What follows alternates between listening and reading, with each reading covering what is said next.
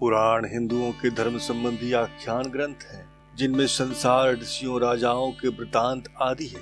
ये वैदिक काल के बहुत समय बाद के ग्रंथ हैं। भारतीय जीवन धारा में जिन ग्रंथों का महत्वपूर्ण स्थान है, उनमें पुराण प्राचीन भक्ति ग्रंथों के रूप में बहुत महत्वपूर्ण माने जाते हैं। 18 पुराणों में अलग अलग देवी देवताओं को केंद्र मानकर पाप और पुण्य, धर्म और अधर्म, कर्म और अकर्म की गाथाएं कही गई हैं। कुछ पुराणों में सृष्टि के आरंभ से अंत तक का विवरण दिया गया है। पुराण का शाब्दिक अर्थ है प्राचीन या पुराना। पुराणों की रचना मुख्यतः संस्कृत में हुई है, किंतु कुछ पुराण क्षेत्रीय भाषाओं में भी रचे गए हैं। हिंदू और जैन दोनों ही धर्मों के वाग्मय में पुराण मिलते हैं। पुराणों में वर्णित विषयों की सीमा नहीं है। इसमें ब्रह्मांड विद्या, देवी देवताओं, राजाओं, नायकों, ऋषि मुनियों की वंशावली, लोक कथाएं, तीर्थ यात्रा, मंदिर, चिकित्सा, खगोल शास्त्र, व्याकरण, खनिज विज्ञान, हास्य, प्रेम कथाओं के साथ साथ धर्म शास्त्र और दर्शन का भी वर्णन है। विभिन्न पुराणों की विषय वस्तु में बहुत अधिक असमानता है। इतना ही नहीं, एक ही पुराण के कई पांडुलिपियां प्राप्त हुई हैं, जो परस्पर भिन्न भिन्न है। हिंदू पुराणों के रचनाकार अज्ञात हैं और ऐसा लगता है कि कई रचनाकारों ने कई शताब्दियों में इनकी रचना की है। इसके विपरीत जैन पुराण है। जैन पुराणों का रचनाकाल और रचनाकारों के नाम बताए जा सकते हैं।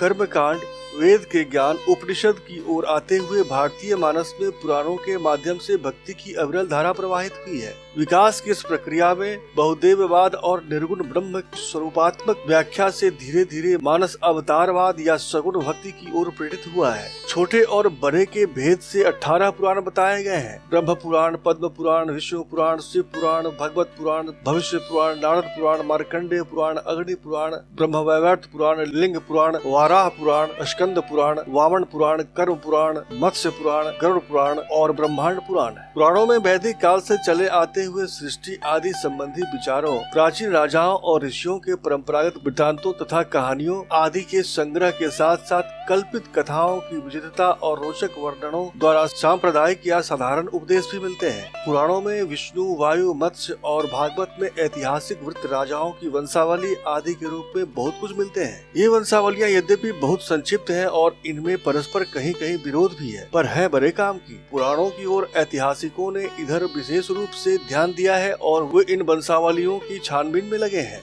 पुराण के 5 लक्षण बताए गए हैं। पुराण का शाब्दिक अर्थ है प्राचीन आख्यान या पुरानी कथा।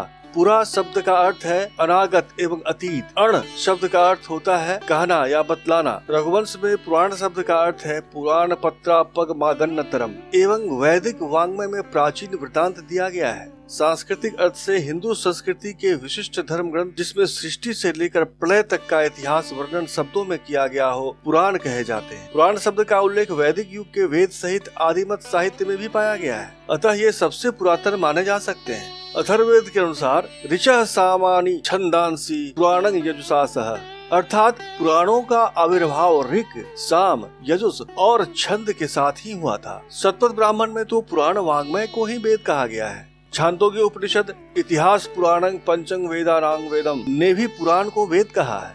बृहदारण्यकोपनिषद तथा महाभारत में कहा गया है इतिहास पुराणाभ्यां वेदार्थ मुख बृह्येत, अर्थात वेद का अर्थ विस्तार पुराण के द्वारा करना चाहिए। इनसे यह स्पष्ट है कि वैदिक काल में पुराण तथा इतिहास को समान स्तर पर रखा गया है। अमर कोश आदि प्राचीन कोशों में पुराण के 5 लक्षण माने गए हैं। सर्ग सृष्टि, प्रतिसर्ग प्रलय पुनर्जन्म, वंश देवता या ऋषि सूचियां, मनवंतर 14 मनु के काल और वंशानुचरित सूर्य चंद्रादि वंशीय चरित, सर्गस्व प्रतिसर्गस्व वंशो मनवंतराणि च वंशानुचरितं चैव पुराणं पंचलक्षणम। सर्ग पंचमहाभूत, इंद्रिय गण, बुद्धि आदि तत्वों की उत्पत्ति का वर्णन। प्रतिसर्ग ब्रह्मादि स्थावरांत संपूर्ण चराचर जगत के निर्माण का वर्णन। वंश सूर्य चंद्रादि वंशों का वर्णन।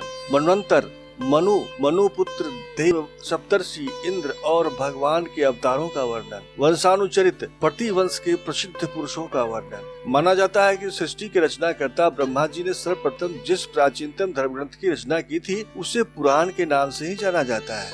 सनातन प्रेमियों से अनुरोध है कि ऐसे रोचक कहानियों को जानने और समझने के लिए इंस्पायरिंग सनातना को अवश्य सब्सक्राइब करें तथा लाइक से हमारा उत्साह वर्धन करें। कमेंट के माध्यम से अपना सुझाव भेजें, जिससे हम अपनी प्रस्तुति तदनुरूप कर सकें। धन्यवाद।